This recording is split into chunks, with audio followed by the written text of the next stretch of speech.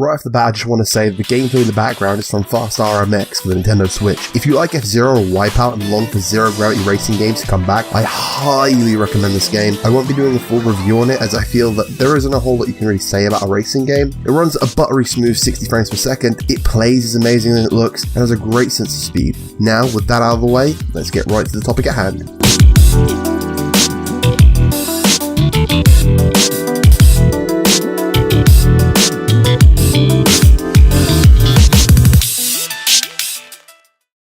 Here, we have a deprived individual who committed the most heinous of crimes. Has he no shame? Has he no honor or dignity? This man, if you can even call him one, is Jim Sterling, or as he's known by some, Jim effing Sterling's son. You may be asking yourself, who is this man? What did he do? Why did he do it? Where are my parents? And what have you done with them? This creature has intentionally given The Legend of Zelda Breath of the Wild a 7 out of 10. I know what you're thinking. How monstrous. I know. He went ahead and hurt the feelings of so many childish fanboys and girls, we don't discriminate here of course, by saying that the game was good.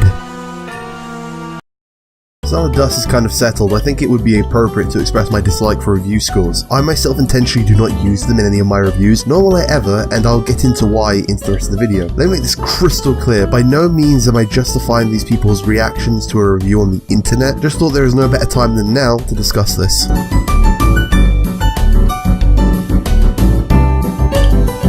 First of all, review scores are a distraction from the actual review itself. Many people will scroll all the way down to the end to see the final score. I myself do this because there are times when I just want to read the final words as a brief summary for the game. In my own reviews, instead of giving the game a score, I will try my best to give you my final thoughts on the title. I feel like people concentrate too much on the score and not the contents of the review. Without that, you don't have the context of the score, thus having no clue as to why the game even got the score in the first place. The score also doesn't tell you exactly what is good or bad about the game. Those details are in the review themselves. So what is the point of the review? Why not just throw out abstract numbers at games instead?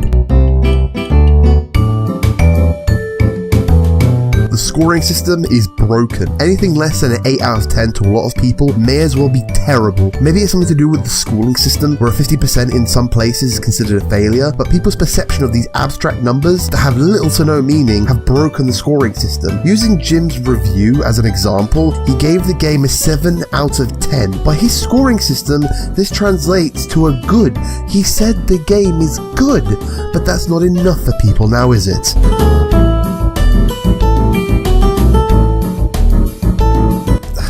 These numbers are very vague. Please tell me, what is the difference between a 2 and a 3, or a 6 and a 7? In my eyes, the only numbers that really have any solid meaning is a 1. This game is terrible.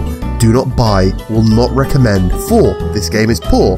5. This game is average. It's okay. Nothing special. Could be better. 8. This game is great. I highly recommend it. Then there's a 10, being a full recommendation and a game being a possible Game of the Year contender. Yeah, that's about it. I can't really see any meaning in any of the other numbers.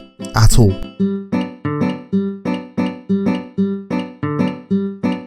Can we all just come together and agree that Metacritic sucks and people hold too much stake in it? Yes, I get it. It's a good way to quickly gauge the quality of a game. Honestly, I get its purpose. But when you have obsessive fanboys who'll DDoS you for having the audacity to bring the average down from a 98 to a 97, how terrible, how awful, how could you? Something has to stop. Speaking of things that have to stop, don't think I've forgotten Bethesda. Putting people's livelihoods at risk over a Metacritic score is beyond insanity.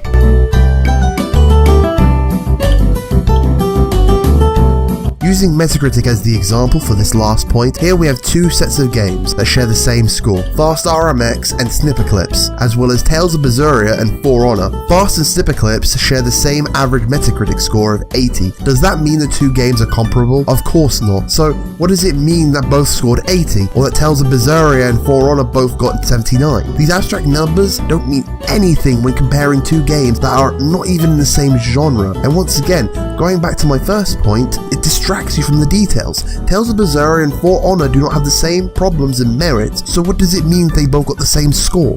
There are just a few reasons as to why I think we should do away with the scoring system in games. Now, I would like to hear from you. Feel free letting me know in the comments what you think of the scoring system. Do you think it's useful? Do you want to see it replaced with something better? Maybe a 5-star system? As always, thank you very much for watching and take care of yourself.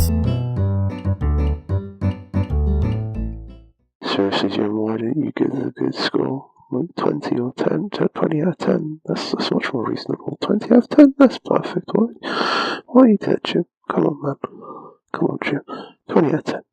20, 100%. 159.